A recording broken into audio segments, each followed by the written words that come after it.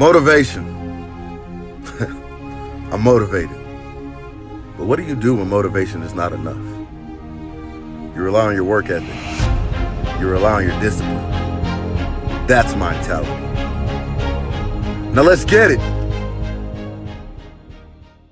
To the stage, please welcome Julian Peters.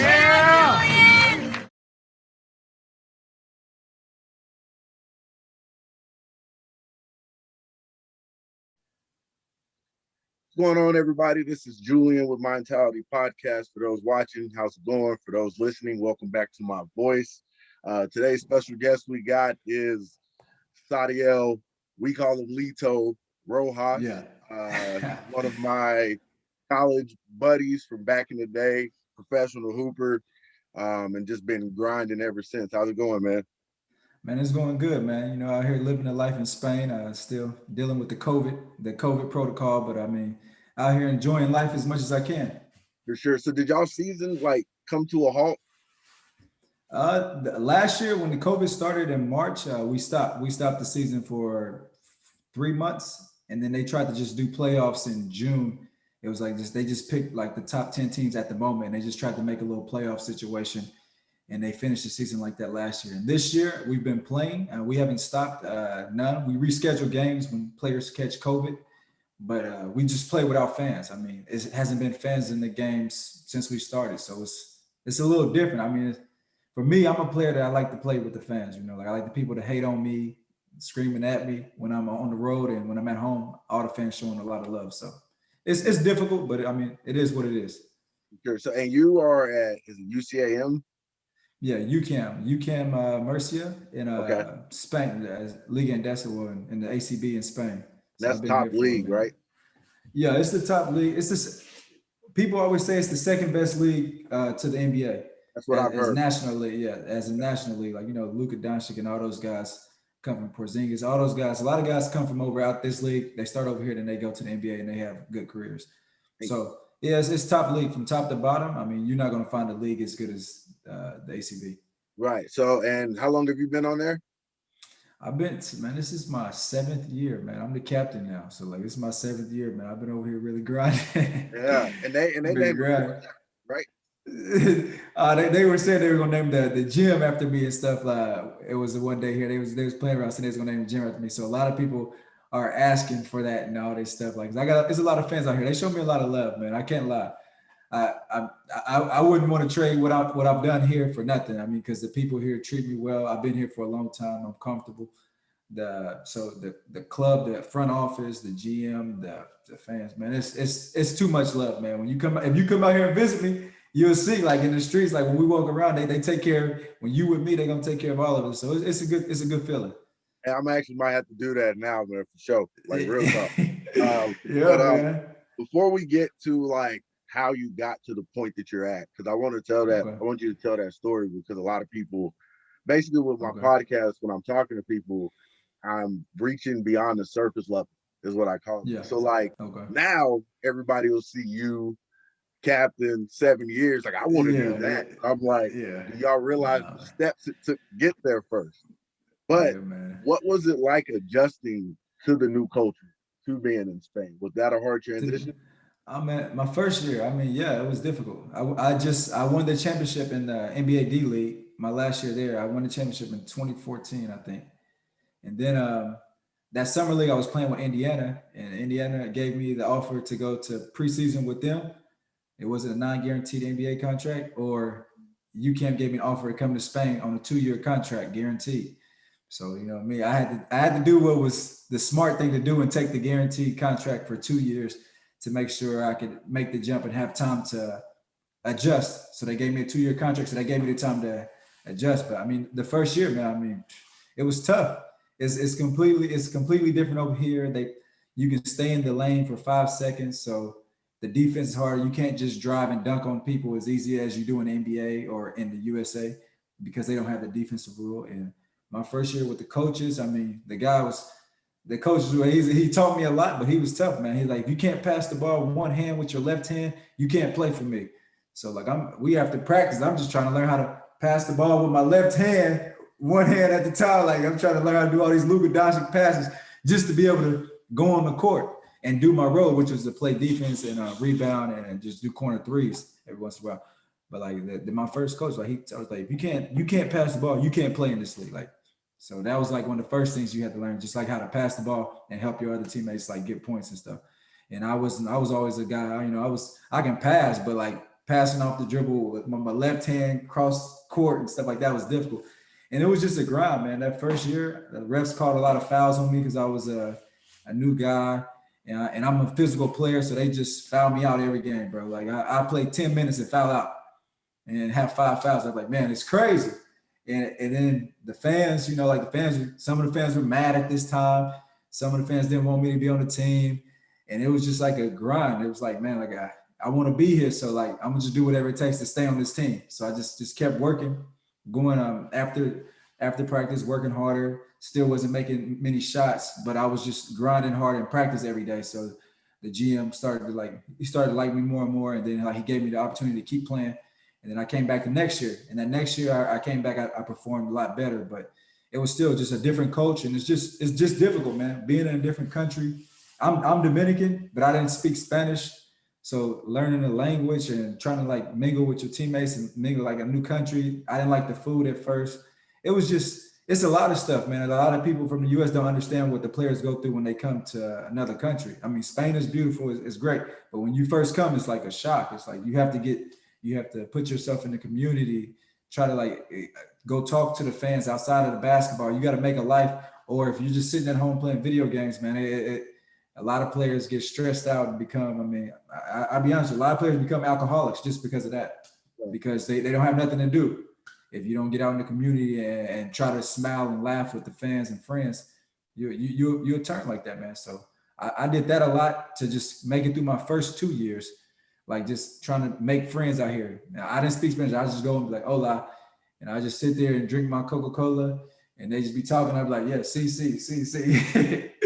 Hey, until I learn, you know, that's how it had to be. Right. Because if not, you know, I'm gonna be sitting at home, calling back home. I'm talking to my mom, like talking to my friends, like just waiting to get home. Right. And that's one of the things that a lot of players do. They're like, I can't wait till the season. It's 2 more weeks. It's 2 more months. And if you're always just waiting for the end of the season, you're not enjoying the journey. And the most important part is enjoy the journey of like whatever path you're going on. Like just got to enjoy it. If not, what's the point in taking this money if you're not happy none of the time? You know what I mean? So that's one of the major things, man. Just getting started off that first 2 years. Yeah. It's just tough. I like what you said too. Playing your role. Yeah, man. Like you figured out your niche and became an elite at that. And I feel like that's why you stick wherever you go. Like, cause you've been pretty successful pretty much everywhere. But it's a lot of dudes. I know people don't believe this. I used to hoop and I know basketball. And a lot of you guys don't want to accept roles that can potentially go get you money one day. Yeah, man. It's the truth, man. It's a lot of players. I mean, it is what it is. It's just like a city. For a city to work, somebody has to take out the trash in the city. Right. If a city won't work, if it's just full of trash, nobody lives there, so the city don't work. Same with basketball, man. Somebody got to do the dirty work on the basketball team, and that's on every team. You got to have somebody doing that, and that job is the job that a lot of people don't like. So what that means, like every team needs one person like this, and it's a lot of people that don't like jobs. So the supply is low, so it increases the budget to pay these players. You got to pay these players a lot to just do what you want them to do in this role, because it's not. Sometimes you feel like, oh, I don't get a lot of praise because I don't get to shoot all the shots. I don't get to score a lot. But yeah, but my fans here in Mercer, they take care of me because they understand my role too. That's a blessing to have a fan like a fan base that understands his role is not to go to the game and score 20 points. So like we're not looking for that. His role is to go dive out of bounds and save a couple of balls, take a couple of charges, get a defensive stop, and grab 8 or 10 rebounds some games. And they love it. And when you find some people that really accept you for what you can do for a long term, like I can rebound and play defense forever, I feel, you know what I mean? That's how I feel, you know, and then when you put the pressure on you, you want to be the scorer. Sometimes everybody just want to be the scorer. Like it's 1 or 2 of those players per team. And if you're not that player, now you're over here pouting on the bench and now you're getting fired, getting cut. And now you're taking a job that's paying you way less just so you can score points and make yourself feel good. But I'm like, I'd rather be a part of the team. I see plenty of scores come through here. And some of them go up, some of them go down, and but I keep making money, so it doesn't really matter. I actually seen one of the scorers on your squad at the Drew League. You see Booker. Yeah, Booker.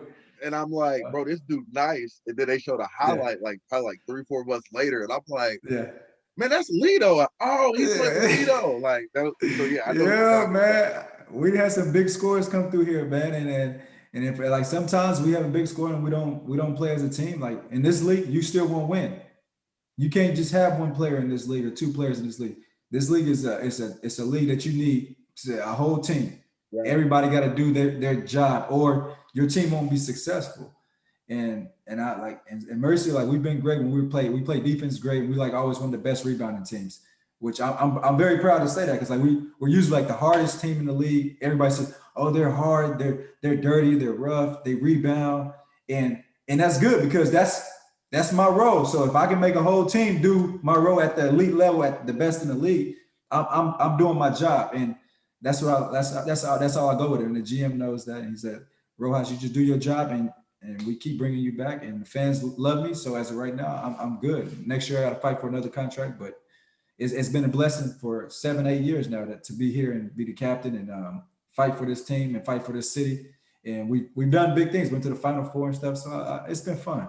Yeah. So one of the things that I don't think people realize is it takes a bit of, obviously your work ethics there, your discipline there, but there's a bit of humility in the sense of what you were in college to accept that role. Because if you guys don't know, like Lito was a NAIA Player of the Year, national champion, averaging like 25 and 12, like really was putting in work. It was crazy because I remember like you leaving and coming back, and your game had improved so much. Like, at no offense, at you couldn't dribble worth hardly nothing. And you left and came back. I'm like, bro, Lito got to handle that. Like, Lito shooting. Like, what's going on? But it's like I could see that evolution in your game. But then for you to like be that guy and then turn into the role player, what was that like?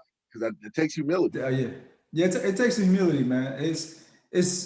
When I went to the D-League that first year, I mean, I'm playing against guys from Kentucky, the biggest schools, and everybody like, yo, you NAIA, you never make it to the D-League. That's how we felt when we was in NAIA. Like, that was the hardest thing to do. So I made it to the D-League, got drafted, went to Fort Wayne. I got hurt that first season, but that second season, I found my niche in the team. And I fought for my starting spot. I led the team in rebounds. At the 3, and I would play 3, 4, 5. I would play whatever you wanted me to play to shut somebody down or just to get on the court. And the GM loved that. He's like, I don't know what position Rojas is, but I just say, just put him on the court and he's going to be better for us. When he's on the court, he helps the team. I don't care what you put him at. And from there on out, I mean, I started saying, okay, I know this role now, In this role, everybody, I mean, the GM respects it, and that's the most important. Like, the GM respects it, the people that's paying you, the people that give you the job. And I seen how much he would always tell me, like, man, I've never seen players like this, like players like you. And I'm like, man, okay, so I figured my niche. Now I just start working harder at that, improving the rest of my game as well on the side. But I don't get to show it as much. But I keep having to keep that in the bag. Like, I improve it, but I don't get to show it as much. And that's where the humble part comes in, man. It's like when you see guys, they think you can't do something, and I'm like, boy, if I take you to a pickup game, boy. You don't know, like, you think I can't, man, I got to step back like Luka. You don't even know about it because I ain't never used it. Right. But so that's how I feel. But it's a big humility thing. And it's about just growing up being a professional, man, because it's even in the NBA, it's 15 players on a team, man. You don't see probably about 7 or 8 of them play. And you probably know out of that 7 or 8, you probably don't know like 2 or 3 of their names out of each team. And so all those other guys are making millions of dollars too. So, like, I mean, what are they doing? They're playing roles. They're doing something. Being a player that practices hard. Teams need that. Like, it's a lot of way to be a professional and make money in the sport if you're humble and you take humility. And I found my route, and so far it's worked out for me. I fought, like, every year the team recruits players, and I had to fight to keep my position. And that's a humble thing. I'm the captain. I still had to fight. I had to fight this year. I had to fight last year. I had to fight every year to keep my position against the new guys. And I do it without problems. I fight to keep my position, and they play beside me, and I play beside them, and we help each other. But, like, nothing's been given to me since I became a professional, man. And it's something that you really got to fight for, and to fight to keep my role, which some people don't like this role, but like I fight to keep it. I fight every day to keep my role. I know my role, but I fight hard as hell in practice every day to make sure I keep this role and keep this job on this team and keep living this life I'm living. So for sure. And it's crazy too, because you're talking, like when you talk about roles and stuff, one of the things you keep saying is being a professional.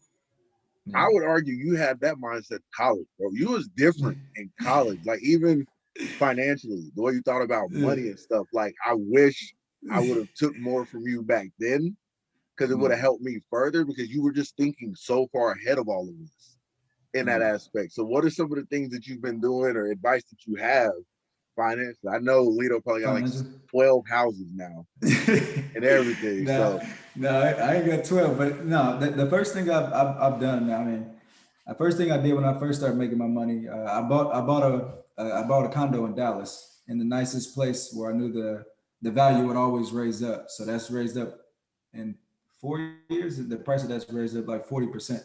So like the main thing I do, I try to invest in places where I know people want to live, the nice areas. And then I bought a house here in Spain, or apartment here in Spain as well, a condo here in the best area in the city. So it's a place where the value can't do anything but raise up, because this place is going to be here forever and people want to live here. They want to rent or they want to buy here. So that's one of the major things I do, is get a little bit of real estate. And other than that, man, it's just about just managing your money. I'm in the investments in the stock market a lot. You know, I love Tesla. I can't lie. I'm a big time Tesla person. So I bet, man. I say bet, but it's really invest. But I put anything on Tesla, man. I've been putting a lot of money on Tesla for the last couple of years, 3-4 years, and it's paid off. So that's one of the major things I invest. That's my favorite thing to invest in is Tesla. But then I have a couple of China stocks and stuff like that. But my portfolio is good. That's another major thing. If you just start putting a little money away, all these stimulus checks everyone's got in the USA, y'all just put that in the stock market. Back when we started getting them in March or whatever, when people started getting them in March, I told all my cousins, just put it in the market. By this year, it would have been doubled and sometimes tripled. You know, like I got like 700% returns on a lot of stocks since March last year. So it's stuff like that. The main thing is just don't go out. Like I still haven't bought a car. Like I haven't bought I had that car in college. Like I bought a couple of cars in college, like $12,000 cars. I still not bought a fancy car my whole life. Nothing over $10,000 or $11,000. And that's one thing. Like, and I haven't bought one since I haven't had a car since I was like 6 years ago. And I think my mama wrecked it. So the insurance paid it off, and I didn't even buy another one. You know, like I didn't even buy another one. It was $11,000. I didn't even buy another one. And all the other professionals, they all had these nice cars. They buy the cars first. And that's maybe the worst thing to do, is go out and spend $100,000 on the cars first. It's better to buy the property because it's going to increase in value or something. But the car thing, I haven't even bought one. Now that I'm about to have a baby this summer, I didn't know if you know, I'm gonna have a baby. I didn't know that. Congrats, man. So I'm gonna have a baby with my wife this summer. So now I'm like, okay, maybe I'll buy a Tesla now. I'm gonna buy just cheap Tesla for her to have and just drive around with the baby because it's safe. Right. I say, you can't drive your little Spanish car that you got here. I tell you, that car is done. Right. Since the baby was been inside her, I'm like, you can't even drive that car. You gotta drive my car that my Lexus that the team give me, or you just gotta wait. As I said, don't drive around in your car. So now I'm gonna give me a little Tesla. But beforehand, it's like, buy a car for what? You know, like my team here, they give me cars every year, nice cars. So I'm like, buy a car for what? You know, so, and that's the major thing. A lot of players spend a lot of money on buying cars. They buy a lot of just unnecessary stuff, man. I don't drink, so when I go party, I mean, never have. Here they give me, I never have drank in my life. So I go party, they give me a couple of waters, a Coca-Colas. They give me them for free now. So like, I don't spend money. I don't spend money when I go party with my teammates. So it's a lot of things you can save money, man, and be financially responsible. The major thing is being happy, man. If you're happy in your life, you spend a lot less money. I promise you that. Take that. If you're happy in your life, you spend a lot less money. Yeah. People that are not as happy, they spend a lot more money. Right. This is how I look at it. If you're happy, you spend a lot of less money. If you're not happy, you spend a lot of money trying to be happy. Right. And a lot of people don't look at it that way. Like, I've never heard that before. That's dope. Yeah. So if you're happy in your life, you're making a lot of money. You really don't even need to spend it, because it's like all the things you really need. Like I told my friends yesterday, I said, bro, I went to the beach yesterday for 6 hours at the beach. It's 85 degrees right here in my city. And I'm like, bro, this is the free stuff in life that y'all got to enjoy right now. It's COVID. I mean, everything closes at 10. You can't, it's only 4 people per table if you go out to eat. All these rules and stuff, you got to wear a mask. I said, but the free things in life are the most valuable. You go to the beach, enjoy the sun, walk around in the city, walk by the river, take a coffee out there in the sun, enjoy this stuff that's free, because that's the most valuable stuff. You can't buy a beach. I don't know, maybe Jeff Bezos can buy a beach, but that's the free stuff. That's the free stuff for everybody else. Like, you got to take that stuff in, because if you can enjoy the free stuff, I mean, your money stretches a lot further than what it would if you didn't. So that's the financial advice, man. Try to make sure you're happy in life. Don't try to buy your happiness. Try to be happy, and then the money doesn't even matter. You know, that's just the extra. Right. No, for sure. So how long, you said you're going to keep playing. We know we're going to keep playing ball for a while. Hopefully you stay where you're at or you have to leave. So what is up for Lito after basketball? And have you even thought about that? Yeah, well, after basketball, I mean, I didn't even say it. I have full service salon and spa in Dallas that my mom runs, and development as of right now. We put that a year and a half ago. We upgraded it, put a new building. I have a aesthetic clinic here, which is like it's like a clinic for women. So they do like Botox. Yeah, the esthetician type stuff. All the stuff the women be doing. Esthetician stuff, the Botox, the lines, all the body, the cellulite. So I got that here. I put one of those right here in Mercer, right below my house here in the center. And I have a restaurant here in Mercer as well that all the basketball teams that come to Mercer to play us, they order food from there. All my teammates take like meal plans from there. And then like the normal people just go up to and walk up to the restaurant and eat at the restaurant. So I have a restaurant here. So I have a couple of businesses as well. I have a little media company here in Mercer as well that we started doing things for the government and stuff like that. So I find a lot of things that don't cost that much money to start, but they can make a lot of profit easily. And I make them nice. I make them small, but I make them nice. And that's the things I have right now. So when I'm probably 40, when I'm 40, I want to retire. But everybody keeps telling me I need to be the GM of the team or the coach, and I'm like, I might just retire and just, retire and just live with the family. I could definitely see you coaching. Or be an agent. Yeah, I can see that too. You can see me coach. Yeah, I can see you coaching. The problem with me coaching, man, because as a captain, I'm already kind of tough on these guys, man. As a coach, this new age kids, man, the new generation, they too soft for me, bro. I'm sorry, they too soft. So what I would and you can't play with me if you soft. I'm sorry. I would say I could see you coaching, but it would be like coaching me, because we both got that type of just intensity. Like I would respect that. That mentality. Right. Yeah. That mentality. Some people don't. So you're right. But that's great. So would you move back to the States, or are you thinking staying in Spain? Well, my plan is, the plan I've had for the last few years, I want to have my house. I'm gonna give me another house here in Spain. I'm gonna give me one more house in Dallas, and then I want to give me a condo in Dominican Republic. And I just want to live amongst the three. Okay. Dominican Republic on the beach. So I just want to live wherever my kids in school, whichever place I can find the best school that's safe. You know, and right now Spain is way safer than USA. I'm sorry to say that, but you know, people ain't. It is what it is. It's safe over here. Yeah. My wife can walk right downtown at 4 a.m. without COVID, before COVID, and don't have to worry about nobody come running up on her or anything. And the same with my daughter. Like I don't have to worry about nobody running up in the, that's things like, you don't have to worry about those type things out here. It's real safe country, and I love it. I love Spain for that way. Right. But other than that, I would just live amongst the three: Dallas, Murcia, Dominican Republic, Punta Cana, something like that. That's what with my Dominican family there. Yeah. Okay. That's dope, man. So, man, you got anything else? I told you I wasn't going to take you too long. You already done dropped hella gems for us. Nah, man, I'm good, man. I'm happy you called me, man. You got a nice little setup, man. I ain't got nothing else. I'm glad to be on here, man. And the main thing is just all the young kids coming up. I mean, just know, like it's a lot of different stars in NBA. I'm a star. I'm a star over here in Spain. I'm not the star that scores all the points and all this, but I'm probably just as big as a star because everyone knows who I am all over Europe because they hate me or they love me. Right. But I'm still a star. So like it's two ways to get to be a star. So you don't have to go just the score points route. had a ball route. You know, it's roles on the teams where you can be a successful basketball player just doing your role and be loved and become a legend in a city like I am here at the moment. Like it's plenty of ways to get there.